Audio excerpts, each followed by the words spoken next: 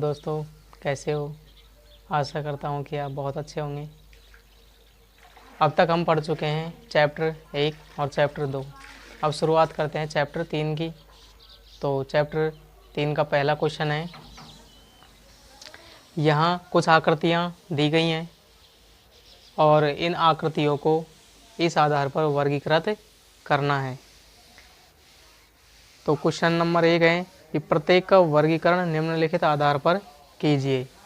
जैसे साधारण वक्र है, साधारण बंद वक्र है, बहुभुज है, उत्तल बहुभुज है और अवतल बहुभुज है। इन दी गई आकृतियों में से कौन सी आकृति उत्तल बहुभुज है, कौन सी आकृति अवतल बहुभुज है और कौन सी आकृति साधारण बंद वक्र है और कौन सी बहुभुज है। देखिए, सबसे पहले है साधारण वक्र। अब इनमें देखिए कि साधारण वक्र कौन कौन से हैं। तो यहाँ पर है साधारण वक्र। इनमें से देखिए कौन कौन से हैं साधारण वक्र। साधारण वक्र हैं 1। अब इन सभी के बारे में डिटेल हम पढ़ चुके हैं इसके इंट्रोडक्शन पार्ट में। तो इसका इंट्रोडक्शन पार्ट डिस्क्रिप्शन में लिंक मिल जाएगा और वहाँ पर जाकर आप लोग देख सकते हैं। तो देखिए साधारण वक्र क्या है। साधारण वक्र है नंबर 1 वाला, साधारण वक्र है पहले वाला, और दूसरा वाला है साधारण वक्र।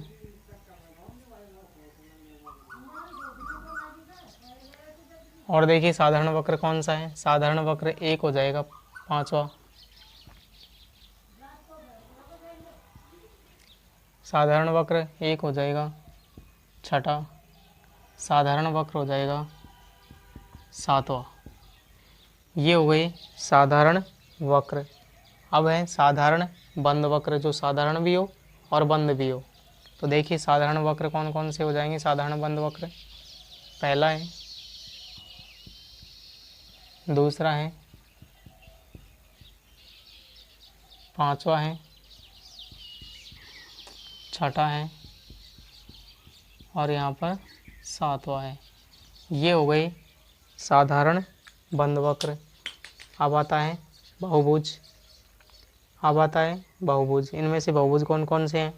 तो देखिए बहुभुज कौन कौन से हैं। इनमें से बहुभुज जो केवल भुजाओं से बने हैं वो बहुभुज। तो यहाँ पर बहुभुज हो जाएगा। एक तो ये आकृति बन रही है और एक ये आकृति बन रही है, ये दोनों के दोनों हो जाएंगे बहुभुज। आकृति नंबर 1 और आकृति नंबर 2, ये दोनों के दोनों बहुभुज हो जाएंगे। अब आता है उत्तल बहुभुज। उत्तल बहुभुज ये हो जाएगा दूसरा, क्योंकि इसके विकर्ण इसके अभ्यंतर में ही बनेंगे। इस तरह से इसके विकर्ण इसके अंदर बनेंगे। तो ये क्या हो जाएगा, ये हो जाएगा उत्तल बहुभुज, यानी सेकंड वाला हो जाएगा उत्तल बहुभुज। और ये है अवतल बहुभुज, क्योंकि इसके विकर्ण इसके बहिर्भाग में बन रहे हैं। तो ये हो जाएगा अवतल बहुभुज। पहला हो जाएगा अवतल बहुभुज। और यहाँ पर ये चौथा वाला हो जाएगा। यहाँ पर देखिए ये इसके जो विकर्ण हैं ये बहिर्भाग में बन रहे हैं और इसका जो कोण है ये 180 डिग्री से ज़्यादा का है।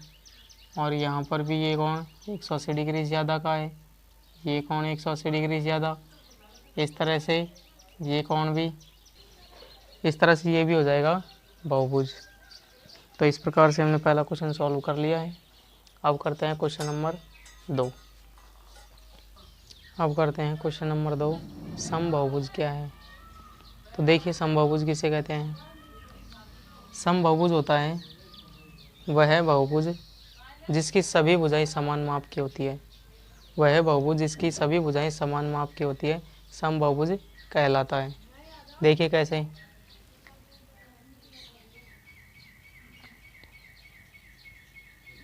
वह बहुभुज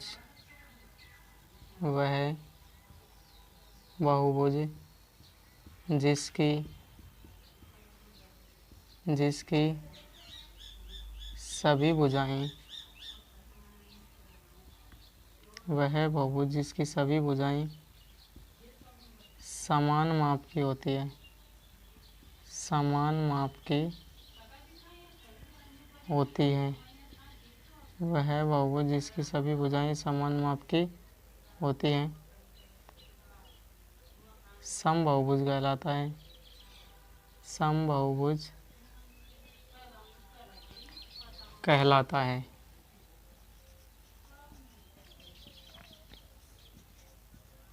समबाहुभुज कहलाता है। वह बहुभुज जिसकी सभी भुजाएं समान माप की होती है समबाहुभुज कहलाता है। समबाहुभुज के सभी कोण समबाहुभुज के सभी कोण समान माप के होते हैं। समबाहुभुज के सभी कोण समान माप के होते हैं। तो यहाँ पर एक लाइन और लिख देते हैं कि समबाहुभुज के सभी कोण समान माप के होते हैं। समान माप के होते हैं। अब इसके एग्जाम्पल भी समझ लेते हैं। देखिए समबाहुभुज के एग्जाम्पल क्या क्या हो जाएंगे। समबाहुभुज के एग्जाम्पल हो जाएंगे समबाहु त्रिभुज, समबाहु त्रिभुज हो जाएगा, और हो जाएगा वर्ग, फिर हो जाएगा सम पंचभुज, सम षटभुज, सम सप्तभुज, सम अष्टभुज, सम नवभुज, सम दसभुज। इस तरह से इसके एग्जाम्पल हो जाएंगे समबाहुभुज के। अब अगला देखते हैं। एक समबाहुभुज का नाम बताइए जिसमें 3 भुजाएं हों। तो इसमें ऐसे बहुभुज का नाम बताना है जिसमें 3 भुजाएं होती है। तो ऐसे बहुभुज कौन कौन से हो जाएंगे। ऐसे बहुभुज हो जाएंगे 3 भुजाएं वाले समबाहु त्रिभुज। समबाहु त्रिभुज जिसमें 3 भुजाएं हों वह समबाहुभुज का नाम हो जाएगा समबाहु त्रिभुज। इसके बाद में जिसमें 4 भुजाएं हों वो हो जाएगा स्क्वायर यानी वर्ग, और जिसमें 6 भुजाएं हों वो हो जाएगा सम षटभुज या सम षटभुज। सम षटभुज या सम षटभुज। तो इस तरह से हमने क्वेश्चन नंबर 1 और क्वेश्चन नंबर 2 दोनों को सॉल्व कर लिया है। अब मिलते हैं अगली क्लास में अगले चैप्टर के साथ।